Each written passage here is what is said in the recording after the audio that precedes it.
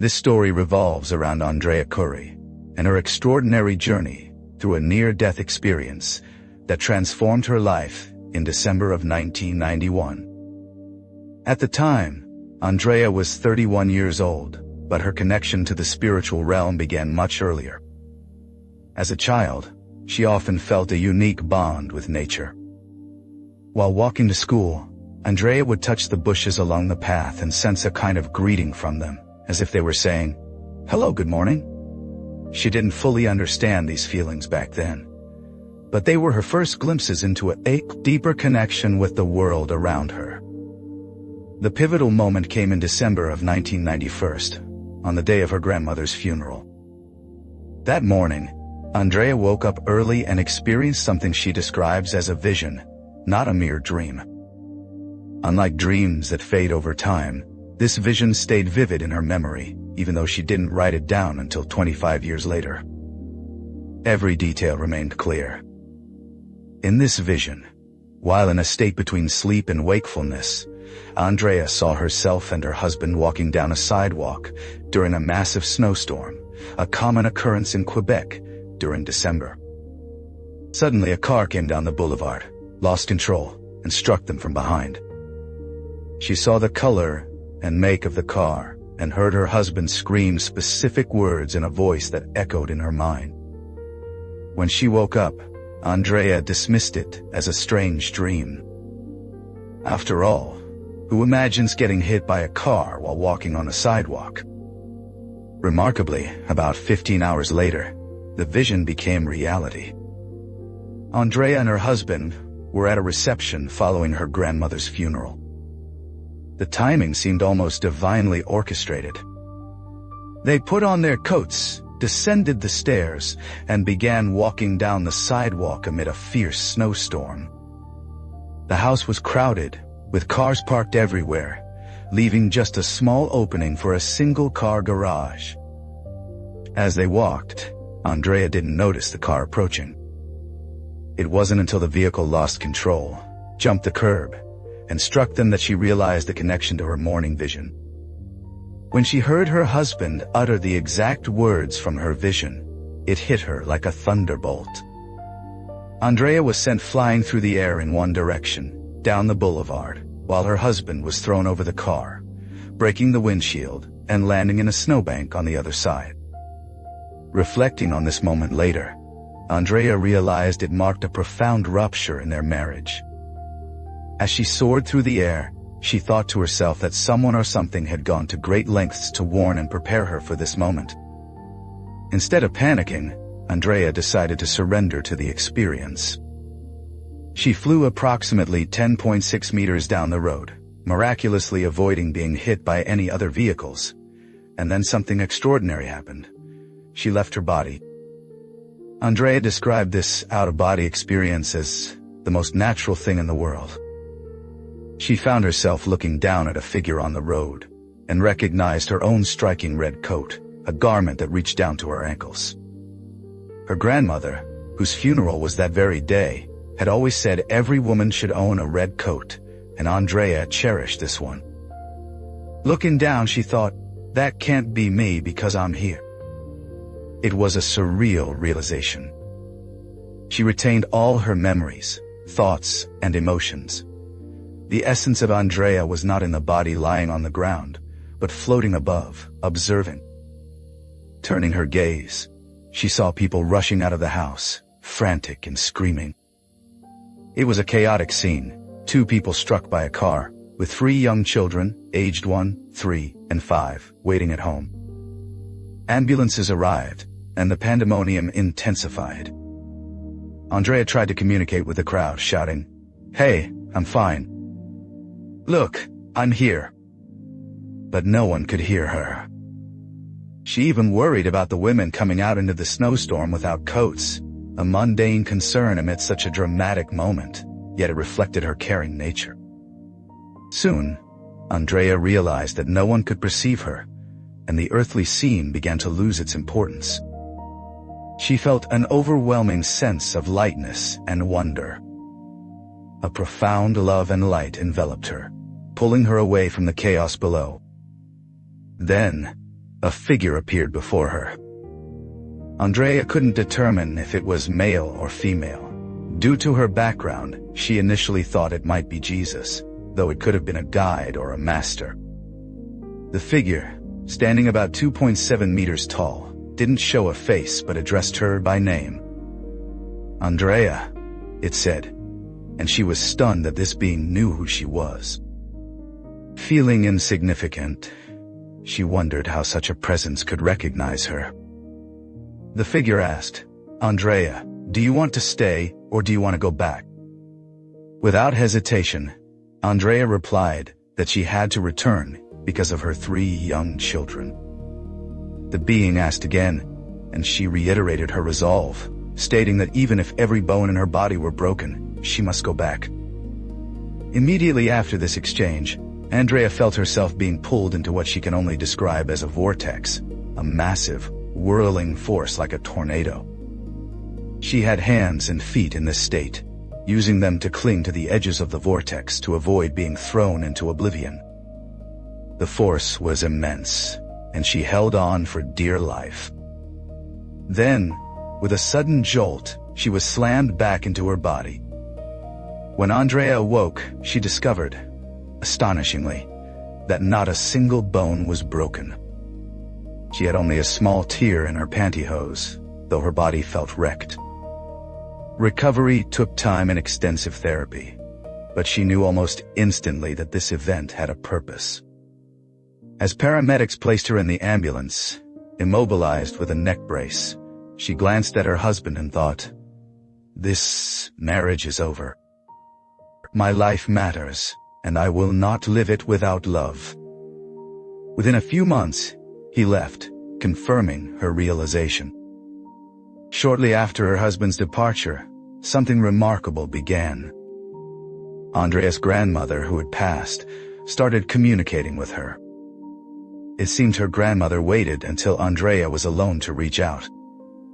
The first message was clear: "Go get my books." Andrea began hearing her grandmother's guidance, instructing her to retrieve specific items and teaching her virtues like patience, tolerance, and humility. About 5 years later, her grandmother gave a more specific directive: to fetch a picture from a bookshelf at her mother's house and use it to create a logo for a business venture. Skeptical but curious, Andrea followed the instruction, found the picture exactly where described, and asked, "What are we going to do?" Her grandmother replied, "We're going to make granola, a recipe passed down through generations in their family." At this point, Andrea didn't know that her ex-husband would soon declare bankruptcy and stop child support payments, but her grandmother seemed to foresee this. Trusting in this spiritual guidance, Andrea took a leap of faith despite severe financial constraints. Creating a logo was expensive, but step by step, with her grandmother's nudges, things fell into place. Andrea started making granola in her home kitchen. One day, while at the vet, she met a woman organizing a large breakfast event who needed a product. Andrea offered her granola, not revealing it was homemade in her small oven. She supplied the event at a major hotel in downtown Montreal, and her grandmother urged her to contact the chef. Though hesitant and unsure how to reach him, Andrea persisted, and 2 weeks later, she connected with him. Surprisingly, the chef, who typically handled dinners, was present at breakfast that day and personally served her granola. Though he admitted he didn't like it initially, he saw potential and invited her for a meeting at 6 in the morning. Juggling 3 young children, Andrea managed the logistics and attended. The chef, unaware she was a home-based operation, told her, "You have something. People want an experience. Can you make this for me?" Andrea agreed, despite having no clear plan, and thus began Grandma Emily's Granola, a company that would support her family. Andrea's near-death experience was brief but profound, more than a premonition. It was an invitation to take charge of her life and make something meaningful of it. This event opened a portal to spiritual communication, something Andrea had sensed as a child, but never fully understood until now. Her grandmother became a constant presence, guiding her entrepreneurial journey. Andrea discovered this connection's depth one day in a used bookstore, where a book explained how souls sometimes merge with the living to complete unfinished stories. Her grandmother had always wanted to be an entrepreneur, and through Andrea, she achieved that dream. Together, they built Grandma Emily's Granola, earning awards, though Andrea credits her grandmother's invisible support for much of the success. From a small kitchen operation, the business grew to sell across the country, taking calculated risks, guided by spirit. This journey wasn't just about the near-death experience. It was the opening of a flower, as Andrea describes it. Embracing spiritual connections, she learned she was never alone. When building her team, Andrea would simply ask for help, trusting her invisible support system to provide the right people at the right time. This trust extended to mundane needs like finding an office manager or production expert, and repeatedly, the right individuals appeared. Running a business from nothing was exhausting, especially with no credit or financial backing. Andrea bootstrapped, buying and selling, saving every penny. Eventually, with no debt and a thriving company of 16 employees, a well-equipped factory, and nationwide distribution, she decided to sell. Once again, she asked for a buyer, trusted the process, and one appeared. After selling, Andrea took a well-deserved break, traveling to Italy for a month with no return date in mind, seeking freedom and fun.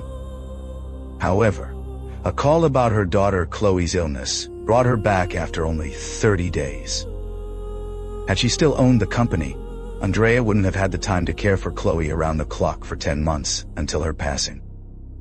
This loss was incredibly hard, but Andrea's understanding of death, shaped by her near-death experience, changed her perspective.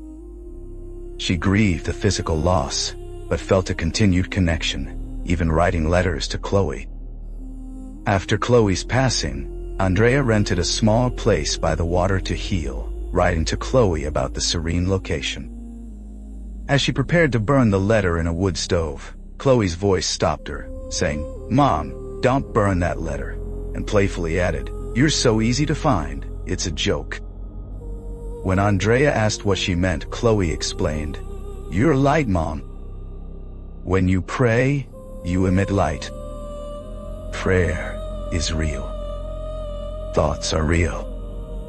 This reinforced Andrea's belief that everything, thoughts, words, actions, is known in the spiritual realm, a concept she urges others to consider for living with integrity.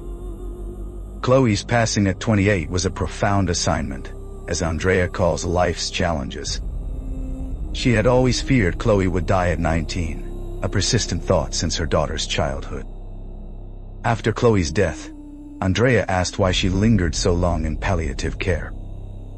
Chloe replied, "I stuck around for you, Mom, for you to experience palliative care and its incredible nature."